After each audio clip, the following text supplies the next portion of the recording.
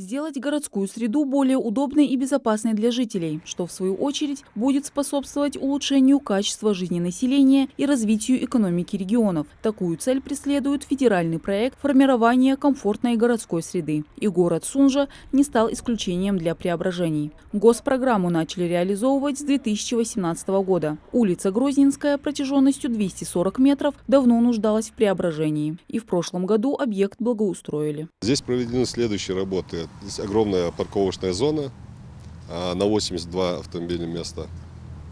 Пешеходная зона, полностью проложен тротуар. Кроме этого установлены специальные урны и скамейки для отдыха в количестве 10 штук. Скамейки эти из пластика. Вес одной составляет 150 килограммов. В дальнейшем такая мера поможет избежать поломок или даже кражу. Также на Грозненской установили десятки столбов линий электропередач с двухсторонним освещением и провели дождевую канализацию для быстрого водоотвода. Жители города таким преображениям очень рады. Они сами решали, каким именно будет облик у общественных объектов. Умар Добриев в Сунже проживает более 25 лет. И такие масштабные изменения здесь он видит только за последние несколько лет. Садал диглет, адял ахетам халхибян, хатан я улиц абу багу строить де, я ханвейн балгузоджа, я плитк атуго, я бог метиги, эггэж оадарфат, я стоянкаш, хайи я вашта далар дохам дохтан, алхамдулилlah, тан аз дохалдуна. Улица Комсомольская, в отличие от Грозненской, нуждалась не в таком большом объеме работ. Необходимость в ремонте дороги назрела давно, потому что здесь после ливневых дождей потоки шли по асфальту. Здесь был такой асфальт частями, так был и остальное грейдерно. Поэтому дорога рушилась, очень часто образовывались большие ямы и большие неудобства для жителей данной улицы. В рамках федерального проекта формирования комфортной городской среды в 2021 году эта проблема была решена. Здесь проложили новый водопровод и заасфальтировали дорогу протяженностью 500 метров. Создали удобства для автомобилистов. Но нельзя забывать и о пешеходах. На улице Аланская не было тротуара. Протяженность территории благоустройства у нас 1450 метров. На всей протяженности проложен тротуар с бордюрами, а также полностью освещение.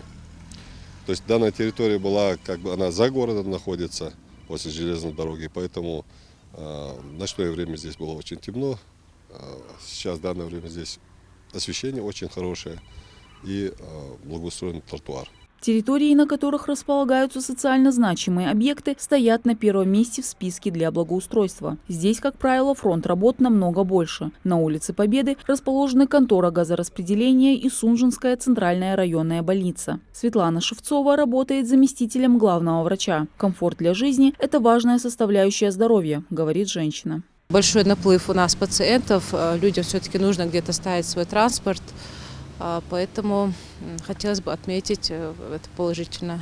Помимо парковочных мест на 150 машин, на этой улице в 2022 году произошли другие необходимые преображения. Пришлось убрать старых столбов, установили линию электропередач и освещение двухсторонними лампами, энергосберегающими лампами. На всей протяженности проделана ливневая система, то же самое из нержавеющей стали, прочная система очень. За 5 лет на территории Сунжи по проекту «Комфортная городская среда» было благоустроено 23 общественных территорий. В этом списке и улица на Костоева. Сзади нас находится коррекционная школа. Здесь все дети, которые привозят родители, которые сюда останавливаются именно на этой территории. Поэтому через данный мост удобнее всего. Да, здесь на эту коррекционную школу есть асфальтированная дорога, только с другой стороны небольшой объезд. Поэтому выбрали данную территорию и благоустроили. В 2021 году здесь провели освещение, асфальтирование стоянки на 20 автомобилей, установили скамейки и урны. В 2024 году в Сунже, согласно выбранным дизайн-проектам, благоустроят еще 7 общественных территорий. Мадина Цора, Сулейман Костоев. Новости 24.